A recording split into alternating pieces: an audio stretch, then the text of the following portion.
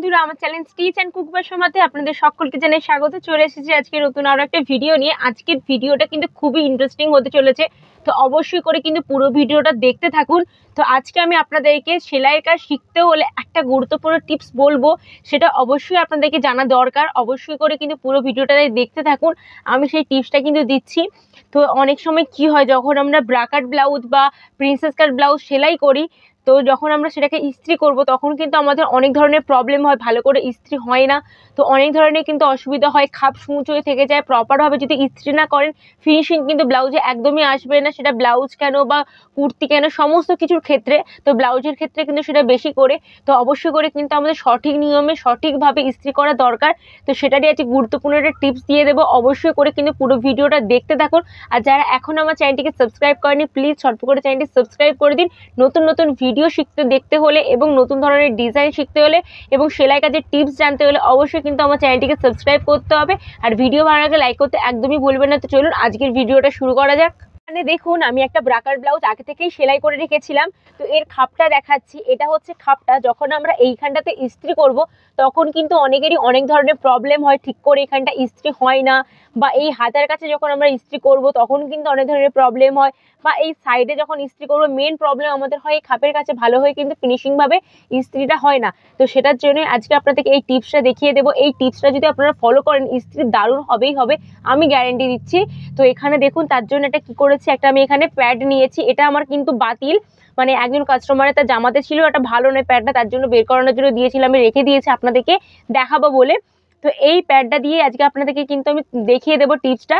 আপনারা চাইলে কিন্তু ভালো যে প্যাড হয় সেটাও কিন্তু নিয়ে নিতে পারেন, কোনো ধরনের কোনো অসুবিধা নেই। এটা ভালো নয়, তাই আপনাদেরকে দেখাবো বলে আমি নিয়েছি। তো এটা দিয়েই কিন্তু আজকে আপনাদেরকে এখানে ইস্ত্রি করে দেখাবো। অথবা যখন আপনারা কোনো প্রিন্সেস কাট ব্লাউজও ইস্ত্রি করেন তখনও কিন্তু সেমভাবে প্রবলেমটা হয়। তো এই যে বেস্টের কাজটাতে আমরা যখন এই জায়গাটা আমরা ইস্ত্রি করব, এই যে জয়েন্টের কাজটায়, তখন কিন্তু এই জায়গাটা ভালোভাবে ইস্ত্রি বসে না, ভালো ফিনিশিং হয় না।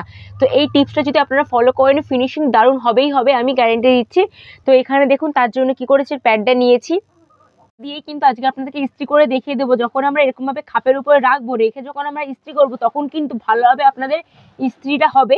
তো এখানে দেখুন, আমি প্যাডটা যে নিয়েছি, কিন্তু এভাবে যদি ইস্ত্রি করি তখন কিন্তু ভালোভাবে ইস্ত্রিটা আমাদের হবে না।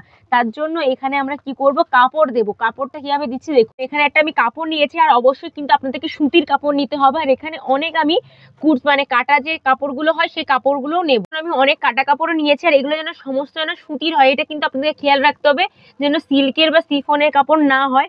তো এখানে দেখুন, এই যে কাপড়গুলো, এইগুলো কি করব, এখানে এই খাপের উপরে রাখবো। আর তার আগে আপনারা দেখে নেবেন, একটা বড় মতো কাপড় নিতে হবে, যাতে কি হয়, এই পুরো প্যাডটা তাতে কভার হয়ে যায়। কারণ আমরা এভাবে এতে কিন্তু সেলাই করব, এখানটাতে দেখতে হবে যেন এই প্যাডটা পুরো কভার হয়ে যায়। সেরকম ভাবে একটা আপনাদের প্রথমে বড় কাপড় নিতে হবে। কিন্তু এই কাপড়টা একদম ঠিকঠাক আছে। এবার কি করবে, এই যে কাপড়গুলো ছিল, এই কাপড়গুলো এর উপরে কিন্তু আমরা বসিয়ে দেবো। আর যেন সিল্কের কাপড় যেন না হয়, এটা কিন্তু আপনারা খেয়াল রাখবেন। তো চেপে চেপে ভালো মতো করে কিন্তু এই কাপড়গুলো এখানে সব আমি প্রথমে ঢুকিয়ে নেব। আমি কিন্তু ভালো মতো করে চেপে চেপে কাপড়গুলো ঢুকিয়ে দিয়েছি। এরপর কি করতে হবে, এই মুখগুলোকে নেব, কাপড়গুলোকে নেব, নিয়ে এর পুরো চারপাশ থেকে এটাকে প্রথমে বন্ধ করে দিতে হবে। বন্ধ করার পর দেখতে পাচ্ছেন ঠিক এরকমটা দেখাবে। আর এইখানটাতে কি করব, আমরা এবারে একটা সুতো নিয়ে ভালো করে কিন্তু এখানটা আমাদের প্রথমে আটকে নিতে হবে।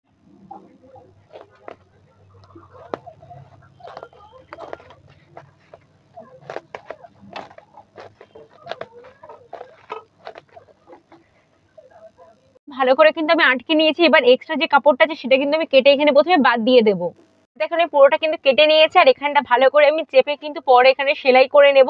তো আপনাদেরকে এবার আমি দেখাচ্ছি যে কিভাবে এখানে ইস্ত্রিটা করতে হয়। এখন আমি এবার নিয়েছি এটা, নেবার পর এর উপরে দেখুন এখানে খাপটা রেখেছি। রাখার পর আপনাদেরকে এখানে আমি ইস্ত্রি করে দেখাচ্ছি কতটা এখানে ফিনিশিং দেখাচ্ছে। তো দেখুন, এরকম ভাবে চেপে ভালো করে ধরে নেবেন। ধরে এই যে মুখগুলো আছে এখানে কিন্তু ভালো করে আমাদের ইস্ত্রি করে নিতে হয়। দেখুন কত সুন্দর প্রপার ভাবে এখানে ইস্ত্রি হচ্ছে এবং কত ফিনিশিং আসতেছে। খাপটা দেখতে পাচ্ছেন এবং কত সুন্দরভাবে বসে আছে, কোনো কিন্তু কোথাও সূচ হয়ে থাকছে না একদমই। তো এইভাবে কিন্তু আপনারা ব্যবহার করতে পারেন এটাকে। এখন যখন আমরা এই হাতের কাজটা ইস্ত্রি করি তখনও কিন্তু আমাদের অনেকের অনেক ধরনের প্রবলেম হয়, এই জায়গাটায় ভালো করে কিন্তু ইস্ত্রি হতে চায় না। তখনও কি করতে পারি, এইভাবে ঠিক আমরা ঢুকিয়ে নেব। নেওয়ার পর এইভাবে ইস্ত্রি করবেন, দেখবেন ফাইন একদম ইস্ত্রি হবে, কোথাও কিন্তু কোনো ধরনের প্রবলেম একদমই হবে না।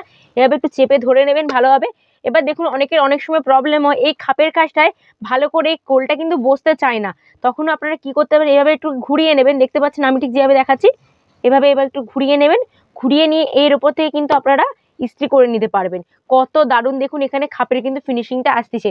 তো এইভাবে কিন্তু আপনারা টিপসটি কাজে লাগাতে পারবেন। আর এই টিপসটি যদি আপনাদের ভালো লেগে থাকে অবশ্যই কিন্তু লাইক করতে একদমই ভুলবেন না এবং চ্যানেলটিকে সাবস্ক্রাইব করতেও কিন্তু একদমই ভুলবেন না। এই ধরনের টিপস পেতে হলে অবশ্যই কিন্তু আমার চ্যানেলটিকে সাবস্ক্রাইব করে নিতে হবে। তো এবার আপনাদেরকে প্রিন্সেস কাট ব্লাউজটা আমি ইস্ত্রি করে দেখিয়ে দিচ্ছি। এই যে হচ্ছে প্রিন্সেস কাট ব্লাউজ, এটারও দেখুন যখন আমরা সেলাইটা যে করি প্রিন্সেস কাটের ঠিক সেম ভাবে এখানেও কিন্তু ঢুকিয়ে দেবো মিডিল থেকে ঢোকানোর পর এবার কিন্তু আমরা এখানে ইস্ত্রিটা করে নেব। তো দেখুন কত ফিনিশিং ভাবে কিন্তু এখানে আমার ইস্ত্রিটা হচ্ছে, কত সুন্দরভাবে শেপটা কিন্তু বসে যাচ্ছে, দেখতে পাচ্ছেন। তো এইভাবে কিন্তু আপনারা এই টিপসটিকে কাজে লাগাতে পারবেন।